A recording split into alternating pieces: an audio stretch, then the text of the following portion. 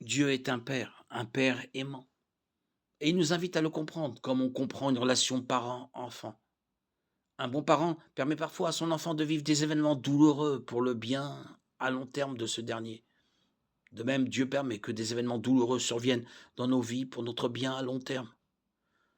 Un enfant peut souffrir d'un déménagement dans une nouvelle ville, de la mort d'un animal de compagnie ou du rejet de ses camarades de classe. Les parents avisés ne proposent pas de changer ces choses, mais travaillent à l'élaboration d'une nouvelle perspective en réconfortant et en rassurant l'enfant sur le fait que tout ira bien. Dieu fait de même avec nous.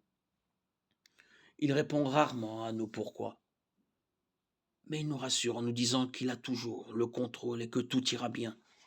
Ésaïe 46, 9, 11, Psaume 147, 3. Il nous promet également que notre douleur n'est pas perdue si nous la lui confions et si nous cherchons son but. Romains 8, 28. Dieu a créé l'enfant et il l'aime.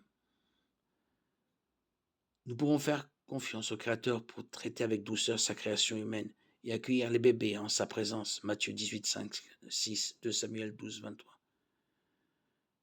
Et même si nous avons du chagrin, la joie vient au matin. Psaume 35. Quelle que soit la manière dont l'enfant nous a quittés, nous avons l'assurance, la promesse que tout ce qui appartient à Jésus seront réunis pour toujours au ciel avec lui.